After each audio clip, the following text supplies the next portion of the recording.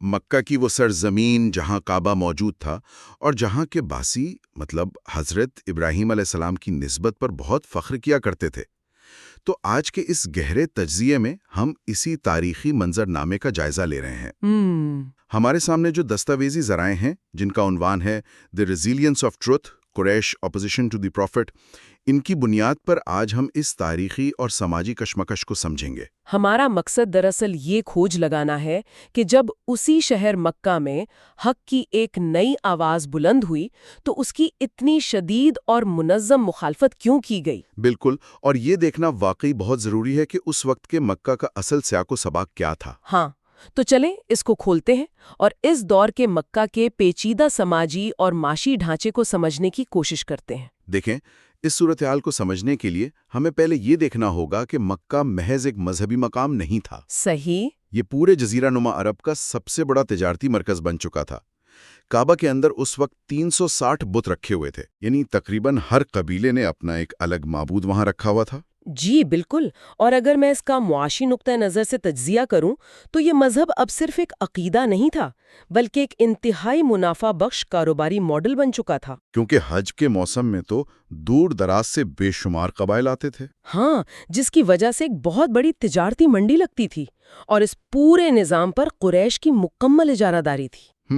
اور اسی سے انہیں سرداری اور بے پناہ مالی فائدہ حاصل ہوتا تھا۔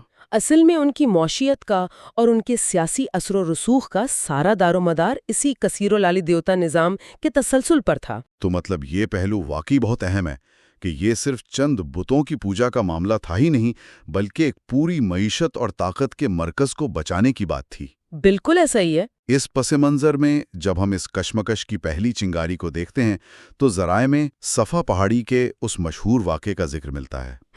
وہ بہت کلیدی واقعہ ہے۔ جب قرآن کی آیت نازل ہوئی کہ اپنے قریبی رشتہ داروں کو ڈراؤ تو نبی صلی اللہ علیہ وسلم نے صفا پہاڑی پر چڑھ کر قریش کے تمام خاندانوں کو پکارا۔ اور وہاں انہوں نے ایک بہت ہی دلچسپ اور منطقی دلیل پیش کی۔ ہاں، انہوں نے پوچھا کہ اگر میں تم سے یہ کہوں کہ اس پہاڑ کے پیچھے دشمن کا ایک لشکر چھپا ہے جو تم پر حملہ کرنے والا ہے تو کیا تم میری بات پر یقین کرو گے؟ اور حیرت انگیز بات یہ ہے کہ سب نے یک زبان ہو کر ان کی سچائی کی گواہی دی تھی۔ انہوں نے کہا تھا کہ ہم نے آپ کو ہمیشہ سچا پایا ہے اور کبھی جھوٹ بولتے نہیں دیکھا۔ اور بالکل یہی وہ مقام ہے جہاں انسانی نفسیات اور ذاتی مفادات کا ٹکراؤ کھل کر سامنے آ جاتا ہے۔ مطلب جیسے ہی آپ نے فرمایا کہ میں تمہیں ایک سخت عذاب سے ڈرا رہا ہوں، ایک اللہ کی عبادت کرو، تو اس مجمع کا رویہ کیسا تھا؟ رویہ یکسر بدل گیا۔ وہ لوگ جو ایک لمحہ پہلے سچائی کی گواہی دے رہے تھے اچانک شدید مخالفت پر اتر آئے۔ ابو لہب کا وہ سخت رد عمل جب اس نے کہا تبا لک، کیا اسی لیے ہمیں جمع کیا تھا؟ یہ دراصل اس کھلی مخالفت کا پہلا وار تھا، لیکن ہمیں اس رد عمل کی تہہ تک جانا ہوگا۔ یہ مخالفت صرف عقیدے کی نہیں تھی۔ تو پھر اصل وجوہات کیا تھیں؟ اس دستاویز کے گہرے مطالعے سے پتہ چلتا ہے کہ اس رد عمل کی 3 بہت ٹھوس وجوہات تھیں۔ پہلی وجہ تو بالکل واضح اور خالصتاً معاشی تھی۔ وہی جس کا ہم نے ابھی ذکر کیا، مذہبی مفادات کا تحفظ۔ بالکل، توحید کا سیدھا مطلب یہ تھا کہ ان 360 بتوں کے گرد گھومنے والا پورا کاروباری ماڈل راتوں رات منہدم ہو جائے گا۔ حج کی آمدنی کم ہو جاتی، قریش کی وہ سرداری جو کعبہ کے متولی ہونے کی وجہ سے تھی وہ خطرے میں پڑ جاتی۔ یہاں بات واقعی بہت دلچسپ ہو جاتی ہے کہ عقیدے کی آڑ میں دراصل یہ معاشی طاقت بچانے کی جنگ لڑی جا رہی تھی۔ جی، ان کے لیے توحید کا پیغام ایک معاشی خودکشی کے مترادف تھا، اور دوسری بڑی وجہ سماجی برابری کا خوف تھا۔ مطلب اسلام نے تو عربی اور عجمی کی یا آقا اور غلام کی تفریق مٹا دی تھی۔ ہاں نا، اور قریش کی اشرافیہ کے لیے جو طبقاتی نظام کر کھڑی تھیں، یہ ناقابل برداشت تھا کہ معاشرے کے وہ افراد جنہیں غلام یا حقیر سمجھا جاتا تھا وہ ان کے برابر آ کر کھڑے ہوں۔ جیسے بلال حبشی، خباب بن الارت اور عمار بن یاسر رضی اللہ عنہم، یہ تو واقعی ان کے رتبے کے لیے بہت بڑا خطرہ تھا۔ بالکل، اور تیسری وجہ ان کے قبائلی غرور سے جڑی ہے۔ قبائلی عصبیت؟ ہاں، عرب معاشرے کی رگ رگ میں قبائلی عصبیت تھی۔ ذرائع میں ابو جہل کا ایک بہت ہی واضح بیان نقل کیا گیا ہے۔ جس میں وہ بنی مخزوم اور بنی ہاشم کے مقابلے کی بات کرتا ہے؟ جی، وہ کہتا تھا کہ بنی مخزوم اور بنی ہاشم ہمیشہ مقابلے میں رہے ہیں۔ اگر انہوں نے مہمان نوازی کی تو ہم نے بھی کی، سخاوت کی تو ہم نے بھی کی۔ مطلب دونوں میں ہمیشہ برابری کی ٹکر رہی ہے۔ لیکن وہ کہتا ہے کہ اگر اب یہ بھی مان لیا جائے کہ نبی بنی ہاشم سے آیا ہے تو بنی مخزوم کی برتری ہمیشہ کے لیے ختم ہو جائے گی۔ گویا حق کو تسلیم کر لینے کا مطلب اپنی قبائلی حیثیت اور انا کو ہمیشہ کے لیے قربان کر دینا تھا۔ اور اسی لیے انہوں نے اپنی بقا کی جنگ لڑی۔ لیکن دلچسپ بات یہ ہے کہ انہوں نے فوراً ہی جسمانی تشدد شروع نہیں کیا تھا۔ تو انہوں نے سب سے پہلے طنز کا ہتھیار استعمال کیا ہے نا؟ بالکل، ان کی پہلی حکمت عملی نفسیاتی تھی۔ جب دلیل نہیں تھی تو کردار کشی شروع کر دی۔ کبھی شاعر کہا گیا، کبھی جادوگر، کبھی کاہن اور کبھی دیوانہ۔ اور اس کا ذکر قرآن کی آیات میں بھی ہے جس کا حوالہ ریسرچ میں موجود ہے۔ ہاں، وہ آیت کہ کیا ہم ایک دیوانے شاعر کی بات سن کر اپنے معبودوں کو چھوڑ دیں؟ مقصد عام لوگوں کے دلوں میں شک اور کنفیوژن پیدا کرنا تھا۔ لیکن ظاہر ہے جب یہ نفسیاتی مہم ناکام ہو گئی تب انہوں نے تشدد کا راستہ اپنایا۔ جی ہاں، اور یہاں یہ بات نوٹ کرنے والی ہے کہ انہوں نے تشدد کا آغاز اپنے ہی برابر کے سرداروں سے نہیں کیا، بلکہ سب سے پہلے معاشرے کے اس طبقے کو نشانہ بنایا جو بظاہر سب سے کمزور تھا۔ ان غلاموں اور غریبوں کو چنا جن کے پیچھے کوئی مضبوط قبیلہ نہیں تھا۔ ذرائع سے وہ دل دہلا دینے والے واقعات سامنے آتے ہیں۔ بلال حبشی رضی اللہ تعالی عنہ کو مکہ کی تپتی دوپہر میں ریت پر لٹا دیا جاتا، سینے پر بھاری پتھر رکھ دیا جاتا تھا، اور اس شدید اذیت میں بھی ان کا صرف عہد عہد پکارنا۔ اور آل یاسر کا واقعہ تو تاریخ میں مزاحمت کی ایک بے مثال علامت ہے۔ سمیہ بنت خیاط رضی اللہ عنہا کو ابو جہل نے نیزہ مار کر شہید کیا، جو اسلام کی پہلی شہیدہ ہیں۔ اور ان کے شوہر کو بھی بدترین تشدد کا نشانہ بنا کر شہید کر دیا گیا۔ ریسرچ میں ہے کہ نبی صلی اللہ علیہ وسلم کا ان کے پاس سے گزرتے ہوئے فرمانا، صبر کرو آل یاسر، تمہارا وعدہ جنت ہے۔ یہ ایک اہم سوال کھڑا کرتا ہے کہ آخر اتنے لرزہ خیز ظلم اور اذیتوں کے باوجود یہ مٹھی بھر لوگ ثابت قدم کیسے رہے؟ ہاں، مطلب خباب بن لرت رضی اللہ تعالیٰ عنہ کا واقعہ بھی بہت اہمیت کا حامل ہے، جب انہیں کوئلوں پر لٹا دیا گیا تھا۔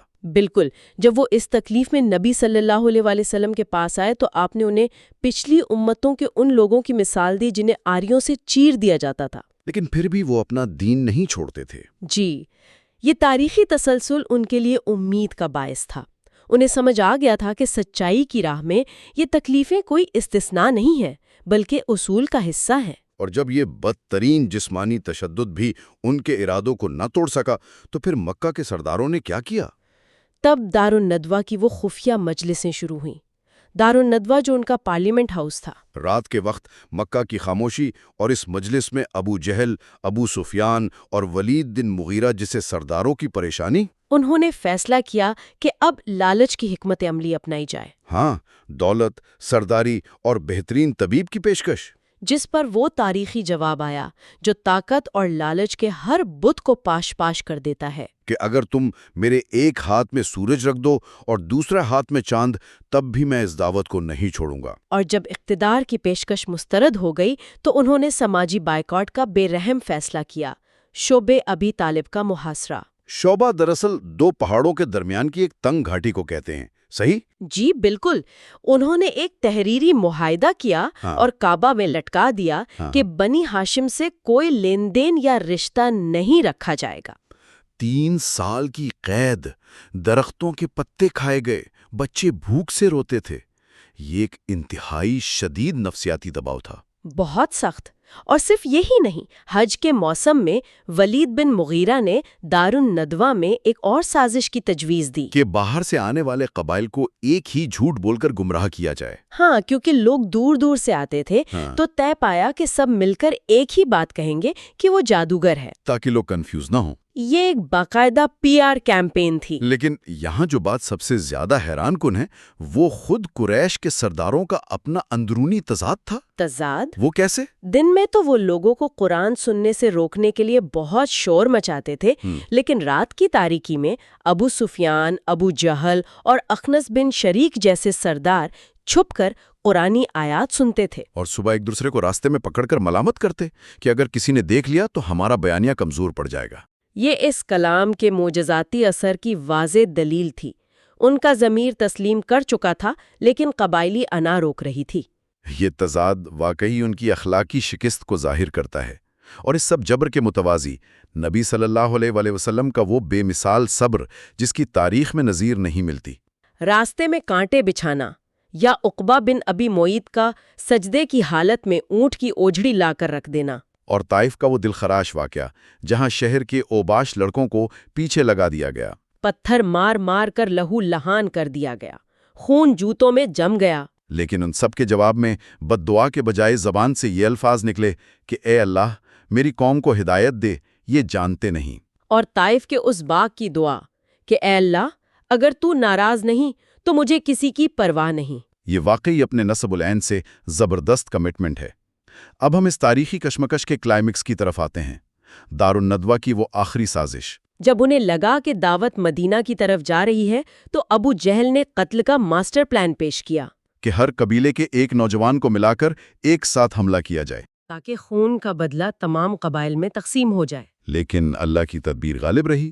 بستر پر حضرت علی رضی اللہ عنہ سوئے، ہجرت کا واقعہ پیش آیا اور قاتل باہر کھڑے رہ گئے۔ مکہ کے سردار اپنے بہترین منصوبوں کے باوجود مکمل طور پر ناکام ہو گئے۔ تو اگر ہم اس سارے تجزیے کو سمیٹیں تو اس سب کا اصل نتیجہ کیا نکلتا ہے؟ اگر ہم اس سب کو ایک بڑی تصویر سے جوڑیں تو معلوم ہوتا ہے کہ ظلم کا انجام ہمیشہ ناکامی ہوتا ہے۔ ہاں، کیونکہ اس ساری مخالفت اور تشدد کا کلائمیکس خون ریزی نہیں تھا۔ بالکل نہیں، بلکہ اس کا کلائمیکس فتح مکہ کا دن تھا، وہی قریش جنہوں نے قتل کے منصوبے بنائے تھے آج سر جھکائے کھڑے تھے۔ اور وہ عظیم الشان اعلان ہوا کہ آج تم پر کوئی گرفت نہیں، جاؤ تم سب آزاد ہو۔ یہ طاقت کا نہیں بلکہ ایک ایسا بے مثال اخلاقی عروج تھا جس نے ہمیشہ کے لیے دلوں کو فتح کر لیا۔ سننے والوں کے لیے اس میں بہت بڑا سبق ہے کہ جب بھی سچائی کسی بوسیدہ اور جابرانہ نظام کو چیلنج کرتی ہے تو مزاحمت ہمیشہ شدید ہوتی ہے، مگر صبر اور استقامت آخرکار ہر سازش کو مات دے دیتے ہیں۔ بالکل، لیکن اس تفصیلی بحث کے اختتام پر ایک بہت گہرا سوال ذہن میں آتا ہے جو ذرائع سے ماخوذ تو ہے لیکن اس پر براہ راست بات نہیں کی گئی۔ وہ کیا؟